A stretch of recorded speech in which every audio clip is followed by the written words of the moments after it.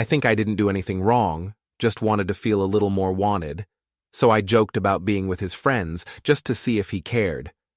But the next thing I knew, my husband handed me divorce papers and told me he had all the proof he needed. I never thought a silly joke would end with everyone turning against me.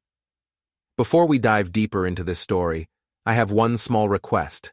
Please subscribe, drop a like, comment, and hit that hype button to boost this channel so more people can discover these incredible stories.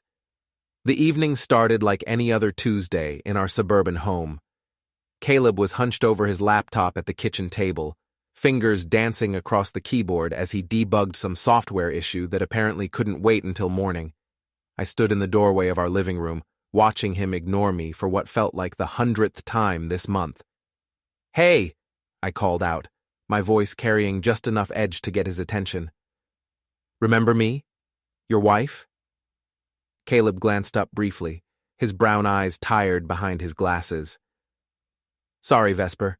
Just need to finish this one thing." Just one thing. It was always just one thing with him. I walked over and perched on the arm of his chair, letting my hand rest on his shoulder. "You know, Noah asked me if I wanted some personal training sessions at the gym." "That's nice," Caleb mumbled, still staring at his screen. I felt my jaw clench. This was exactly what I was talking about.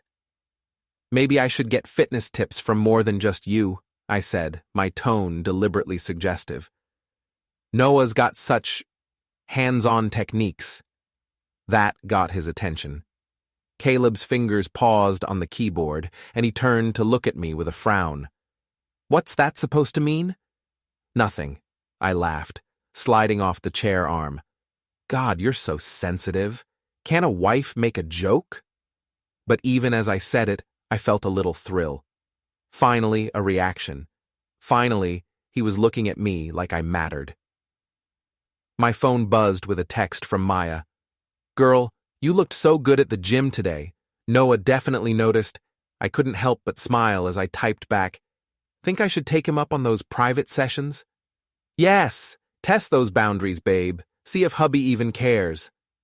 I glanced at Caleb, who had already returned to his work, and felt that familiar sting of being invisible in my own home. Maybe Maya was right. Maybe it was time to see if my husband would actually fight for me. Later that evening, after Aaron had gone to bed and Caleb was finally done with work, I found myself scrolling through my contacts. Noah's name seemed to glow on the screen. Before I could second-guess myself, I typed, "Hey stranger, still thinking about those training tips you mentioned." The response came faster than I expected. "Always happy to help a beautiful woman stay in shape."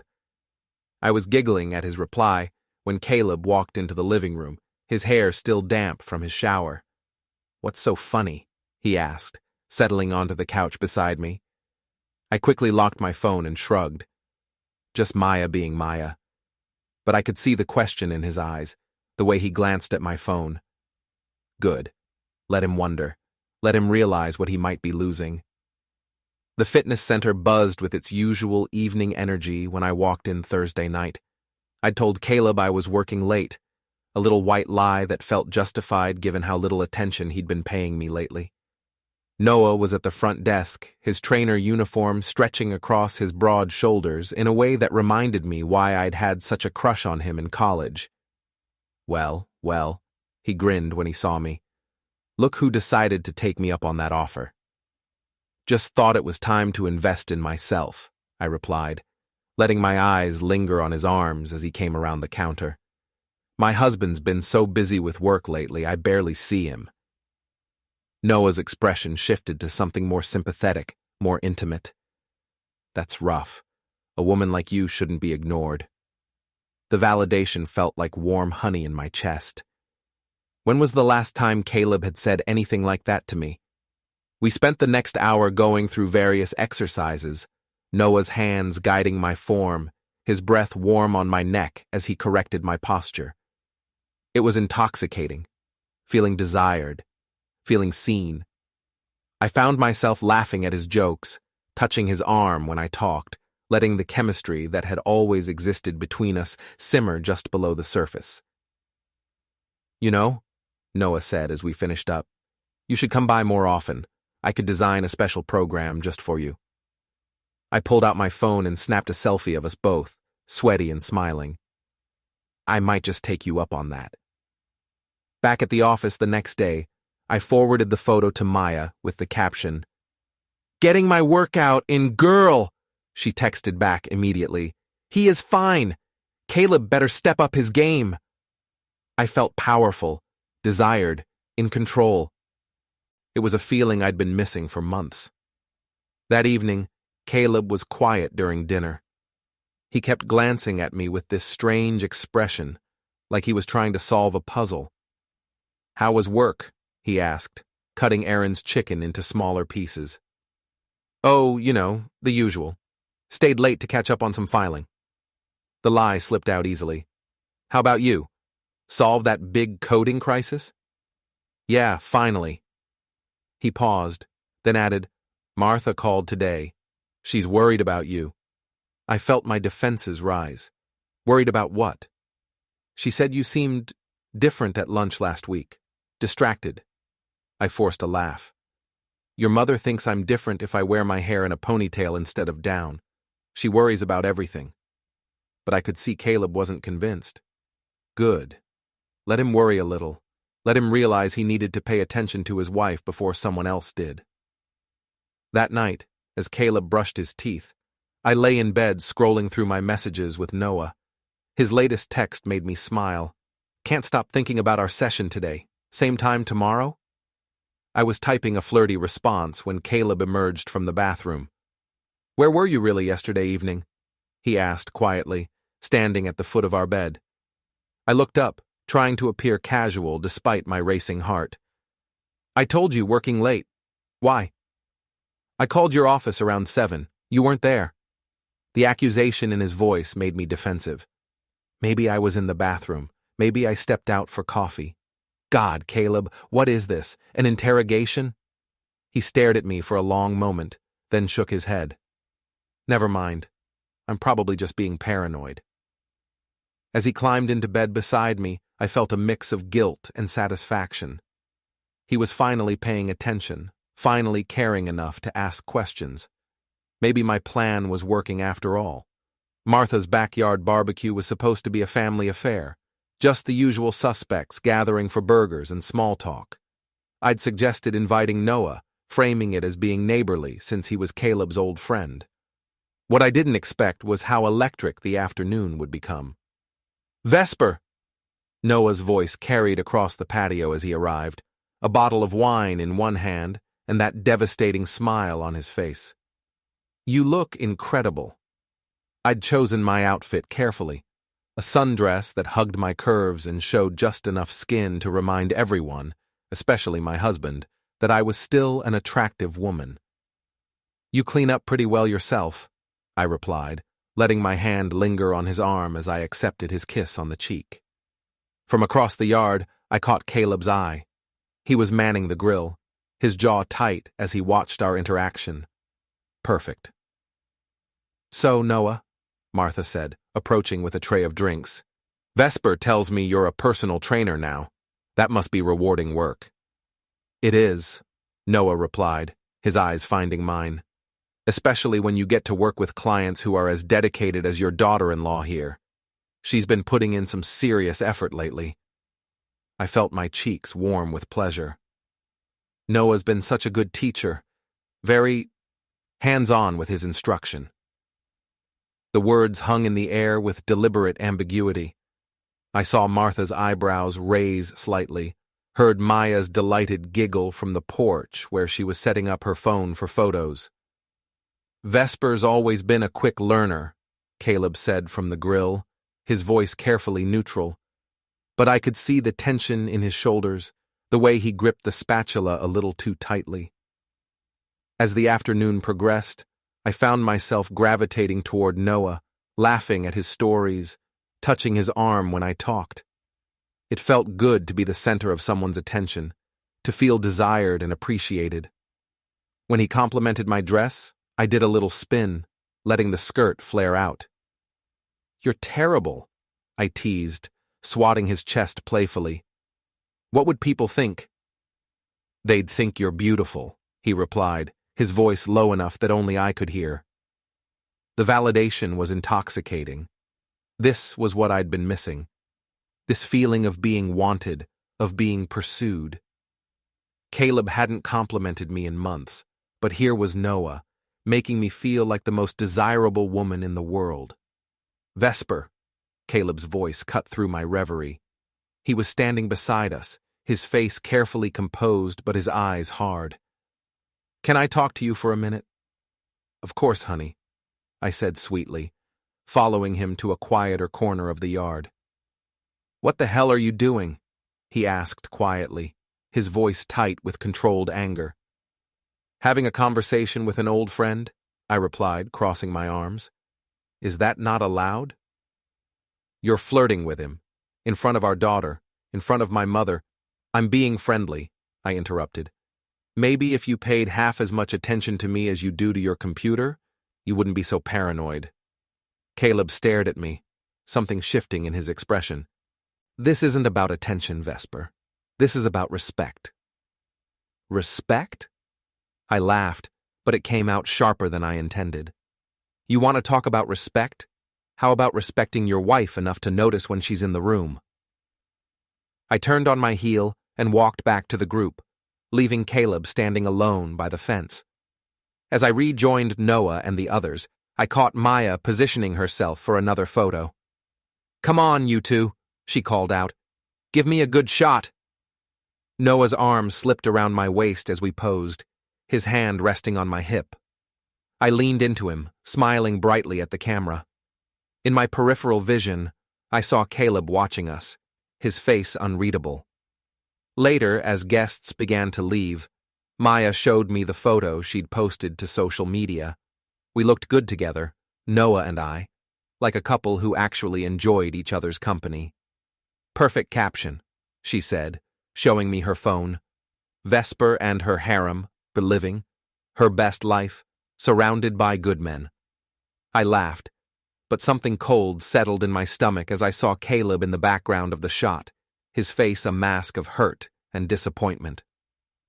That night, as I got ready for bed, Caleb was unusually quiet. He sat on the edge of our bed, staring at his phone with an expression I couldn't read. "Good party," I said, trying to break the tension. He looked up at me, and for a moment I saw something in his eyes that made my chest tighten. It wasn't anger anymore. It was something worse. It was resignation. "Yeah," he said quietly. "Real good." The screenshot appeared in our neighborhood group chat at 7:23 a.m. on Monday morning. I was in the kitchen making coffee when my phone started buzzing with notifications. The image was crystal clear. My text conversation with Noah from the night before, where I'd thanked him for making me feel alive again and suggested we should definitely continue our private sessions. My blood turned to ice as I realized what this meant. Someone had screenshotted our messages and shared them. My hands shook as I scrolled through the group chat, watching neighbors I'd known for years react with shocked emojis and whispered comments. "Caleb," I called out, my voice higher than usual. "Caleb, I need to talk to you." He emerged from our bedroom, already dressed for work, his face carefully blank. "I saw it," he said simply. "It's not what it looks like," I started, but he held up a hand to stop me. "Don't. Just don't." The next few days passed in a blur of damage control. I called Maya, desperate for support, meeting her at our usual coffee shop downtown. "Everyone's overreacting," I insisted, stirring my latte with shaking hands. "They're making it sound like I had an affair. It was just flirting, just harmless fun." Maya nodded sympathetically, but even she seemed subdued. "Maybe you should lay low for a while. Let things blow over." But things weren't blowing over. At home, Caleb moved through our routines like a ghost. He spoke to me only when necessary, his responses clipped and professional. When I tried to explain, to minimize what had happened, he would simply walk away. "You're being ridiculous," I told him one evening as he loaded the dishwasher with mechanical precision. "People are acting like I committed murder. It was just texting." "Just texting," he repeated, his voice flat. "Right. I never slept with him, Caleb. I never even kissed him. You're destroying our marriage over some silly messages." He stopped what he was doing and turned to face me. "I'm destroying our marriage?" "Yes. You're letting other people's opinions matter more than your own wife's feelings." I felt neglected, Caleb. I felt invisible. Maybe if you'd been paying attention to me instead of your work all the time, none of this would have happened. Something flickered in his eyes. Hurt, maybe, or recognition. For a moment, I thought I'd gotten through to him. "You're right," he said quietly. "I haven't been the best husband lately. I've been distracted, focused on work. But Vesper—" He paused, running a hand through his hair. "That doesn't excuse what you did. The way you humiliated me, humiliated our family." "I didn't mean for it to go this far," I said, and for the first time, I felt genuinely sorry. "It was just supposed to get your attention." "Well, you have it now." His voice was sad, resigned. "But I don't know if that's enough anymore." The conversation with Martha was worse. She came over while Caleb was at work, her usually warm demeanor replaced by something colder, more distant. "I'm worried about Erin," she said without preamble, settling into our living room chair like she owned it. "She's been asking questions about why Daddy seems sad, about why people at school are talking about her mommy." My stomach dropped. "What kind of questions?" "The kind an 8-year-old shouldn't have to ask." Martha's voice was sharp. "She drew a picture at school, Vesper, of our family. But in the picture, the house is broken in half." The guilt hit me like a physical blow. I'd been so focused on Caleb, on getting his attention, that I hadn't considered how this would affect our daughter. "I never meant for Erin to get hurt," I whispered. "But she is hurt," Martha replied. "They both are. And I have to ask, was it worth it? Was whatever you got from that man worth what you've done to your family?" I couldn't answer her. Because the truth was, I didn't know anymore. That evening, Caleb came home later than usual. He found me in the kitchen, staring at a glass of wine I hadn't touched. "I've been thinking," he said, not bothering to sit down, "about us, about what happens next." "Caleb, please." "I spoke with a lawyer today." The words hit me like a slap. "A lawyer? You went to a lawyer without talking to me first?" "I tried to talk to you, Vesper. For weeks I tried. But every conversation ends with you minimizing what happened, making excuses, blaming me for your choices. Because you are partially to blame." I stood up, my chair scraping against the floor. "You ignored me for months, Caleb. You made me feel like I didn't matter. So you decided to make me feel like I didn't matter either?" His voice was quiet, but there was steel in it now. "You embarrassed me in front of my mother, our friends, our neighbors. You involved another man in our marriage and then acted like I was crazy for being upset about it. It was just flirting. Stop." He held up a hand. "Just stop. I can't keep having this conversation." He walked toward the stairs, then paused. "The lawyer gave me some advice about protecting myself and Erin. I'm going to follow it." As his footsteps faded up the stairs, I sank back into my chair, my hands shaking. This wasn't how it was supposed to go. I was supposed to get his attention, make him fight for me, make him realize what he had. Instead, I was losing everything. My phone buzzed with a text from Noah. "Hey, beautiful, haven't heard from you in a few days. Everything okay?" I stared at the message for a long time before deleting it without responding. It was too late for that now. Too late for a lot of things. The envelope was waiting for me on the kitchen counter when I got home from work on Friday evening. Thick, cream-colored paper with a law firm's return address that made my stomach clench. My name was typed across the front in formal, impersonal letters, Mrs. Vesper Mallow. Inside was a letter that changed everything. "Dear Mrs. Mallow," it began, "this office represents your husband, Caleb Mallow, in matters related to your marriage. Please be advised that Mr. Mallow has compiled substantial documentation regarding your recent conduct, including, but not limited to." The list that followed made my hands shake. Text messages, phone records, social media posts, witness statements. They had everything. Every flirty text with Noah, every lie I'd told about working late, every public display that had embarrassed Caleb. Even Maya's social media posts were referenced, the ones where she'd encouraged my behavior and documented our girls' nights that had really been cover stories for meeting Noah. At the bottom, in stark black ink, was the real gut punch. "Mr. Mallow is prepared to file for legal separation and will be seeking primary custody of the minor child, Aaron Mallow, based on the evidence of your unstable and manipulative behavior." "Caleb!"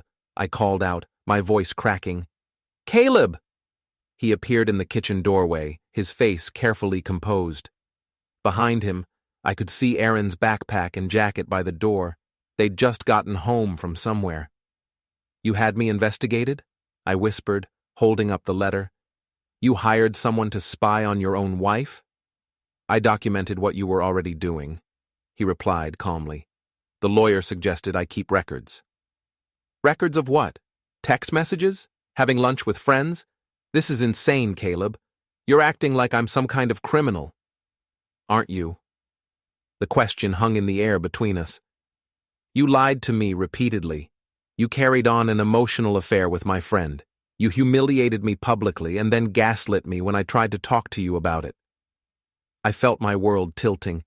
Everything I'd convinced myself was true, suddenly seeming flimsy and pathetic. "It wasn't an affair. You never what? Never met him secretly at the gym? Never sent him photos? Never told him things about our marriage that you should have been telling me?" Each question hit like a physical blow because they were all true.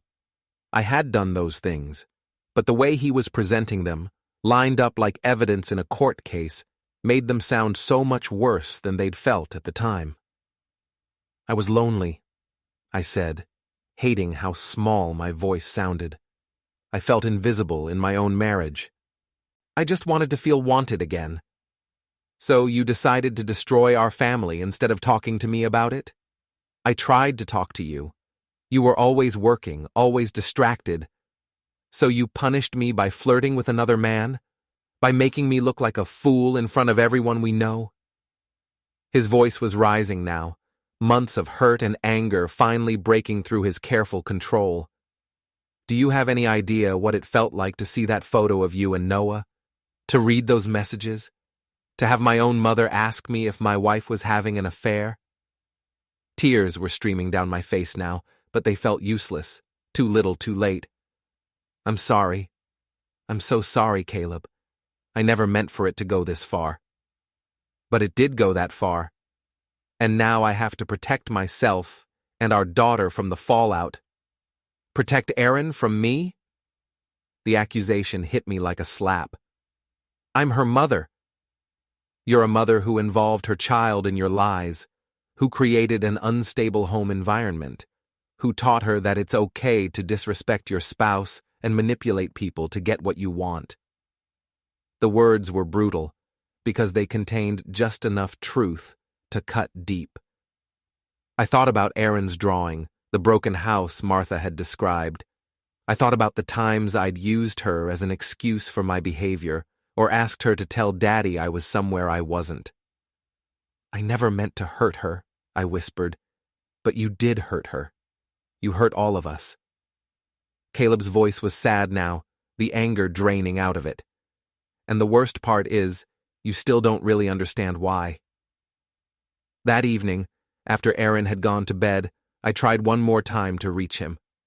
I found him in his office, packing up files and documents. "Are you really going to throw away 9 years of marriage over this?" I asked from the doorway. He looked up at me, and for a moment I saw the man I'd fallen in love with, gentle, thoughtful, kind. I'm not throwing it away, Vesper. You already did that. We could go to counseling. We could work through this. Could we? Because every time I've tried to talk to you about how your behavior affected me, you've made it my fault. You've minimized it, justified it, blamed me for driving you to it. He shook his head.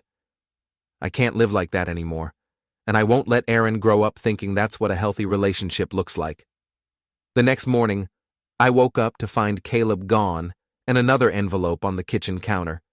This one contained formal divorce papers, along with a temporary custody arrangement that gave him primary physical custody pending a court hearing. I called my mother, sobbing into the phone as I tried to explain what was happening. He's being ridiculous, Lynette said immediately. Men and their egos. You were just having a little fun, making some friends. There's nothing wrong with that. But even as she said it, I could hear the uncertainty in her voice. Because deep down, we both knew it had been more than that. It had been a deliberate campaign to hurt my husband, to make him jealous, to punish him for not giving me the attention I craved, and now I was paying the price. The family courthouse was smaller than I'd expected, all beige walls and fluorescent lighting that made everyone look sickly. I sat at a wooden table across from Caleb and his lawyer, trying not to look at the stack of evidence they'd brought. 3 months had passed since that first letter, 3 months of legal maneuvering and failed mediation attempts. Now we were here, letting a stranger in a black robe decide the fate of our family. Your Honor, Caleb's attorney began, the evidence clearly shows a pattern of manipulative and destructive behavior by Mrs. Mallow that created an unstable home environment for the minor child. I watched as they presented their case with clinical precision. Screenshots of my text messages with Noah blown up on a large monitor for everyone to see. Phone records showing the frequency and timing of our communications. Social media posts where I'd publicly humiliated Caleb, including Maya's infamous harem photo that had started this whole mess. But the worst part was when they called Martha to the stand. Mrs. Mallow, the lawyer asked gently, can you describe your granddaughter's behavior during this period? Martha's voice was steady but sad as she spoke. Erin became withdrawn. She stopped talking about school, stopped bringing friends over. She asked me once why her mommy and daddy didn't love each other anymore, and why people at school were saying mean things about her family. I felt my chest tighten as Martha continued. She drew pictures of our family, but they were always broken somehow. Houses split in half, people standing far apart from each other.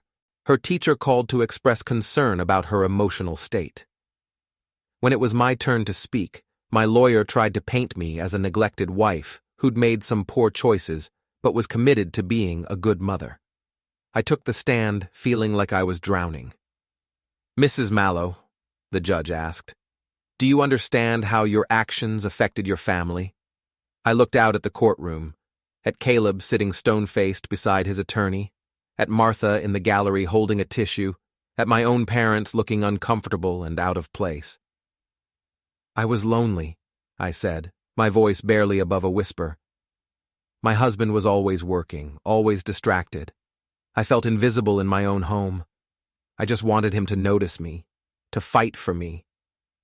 So you began an emotional relationship with another man. It wasn't a relationship, I protested, but even as I said it, the words felt hollow. It was just flirting, just attention. I never slept with him. But you did lie to your husband about your whereabouts? You did send intimate messages to this other man? You did publicly embarrass your spouse? Each question felt like a nail in my coffin. Yes, but... And when your husband tried to discuss his concerns with you, how did you respond? I thought about all those conversations where I'd turned his hurt into my victimhood, where I'd made his reasonable concerns sound like paranoid jealousy. I told him he was overreacting. The judge's expression was unreadable as she made notes. When she looked up, her voice was firm but not unkind. Mrs. Mallow, while I understand that marriages go through difficult periods, Your response to those difficulties showed a concerning lack of judgment and consideration for your family's well-being. The evidence suggests a pattern of deception, manipulation, and public humiliation that created an unstable environment for your daughter. My heart was pounding so hard I could barely hear her next words. I'm ordering joint custody with primary physical custody to Mr. Mallow. Mrs. Mallow, you'll have supervised visitation initially, with the possibility of unsupervised visits pending completion of family counseling and a psychological evaluation. The gavel came down with a sound like thunder. In the hallway afterward, I watched Caleb kneel down to hug Aaron, who had been waiting with Martha during the proceedings. Our daughter, my daughter, ran to him without even looking at me. Aaron, I called out, my voice breaking. Sweetheart, come give Mommy a hug.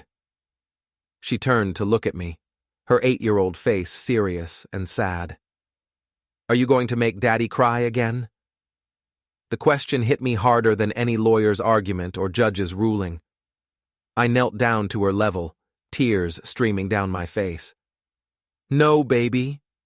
Mommy's going to try very hard not to make anyone cry anymore. But she was already turning back to Caleb, taking his hand as they walked toward the exit. I stood alone in the courthouse hallway, watching my family leave without me, finally understanding the true cost of my games. Noah had stopped returning my calls weeks ago, disappearing back into his uncomplicated life as soon as things got messy. Maya still texted occasionally, but even she seemed to have lost enthusiasm for my drama now that it had real consequences. My parents stood awkwardly nearby, not sure how to comfort me, or if they even should. As I watched Caleb and Aaron disappear through the courthouse doors, I realized that I'd gotten exactly what I'd been asking for all along, Caleb's complete and total attention. But by the time I'd earned it, I'd already lost everything else that mattered. The validation I'd craved, the excitement of feeling desired, the thrill of making my husband jealous, it had all been so temporary, so meaningless compared to what I'd thrown away. I'd had a man who loved me, a daughter who adored me, a family that was imperfect, but real. And I'd destroyed it all because I couldn't be satisfied with what I had, because I'd needed to feel like the center of someone's universe, even if it meant burning down my own world to get there. Standing alone in that empty courthouse hallway, I finally understood what Caleb had been trying to tell me all along. It had never been about the flirting, or the texting, or even the lies. It had been about respect for him, for our marriage, for our family. And I'd thrown it all away for the fleeting attention of a man who'd never really cared about me at all. The worst part wasn't losing Caleb, though that hurt more than I'd expected. The worst part was seeing the confusion and pain in Aaron's eyes, knowing that I'd taught my daughter that love was something you manipulated and tested rather than cherished and protected. I'd broken the most important relationship in my life because I'd been too selfish and too proud to fix the problems in my marriage the right way. Now, as I walked out of that courthouse alone, I finally had all the attention I could handle, from lawyers and judges and court-appointed counselors who would decide when and how I could see my own child. It wasn't the kind of attention I'd wanted, but it was the kind I'd earned, and somewhere in the distance, I could hear the echo of my own voice from months ago, laughing as I told Maya that I was just testing boundaries, just seeing if my husband would fight for me. Well, now I knew. He had fought for me, right up until the moment he decided I wasn't worth fighting for anymore. Don't forget to hit like, subscribe, and turn on the bell so you don't miss the next story. Write in the comments from which city you are watching.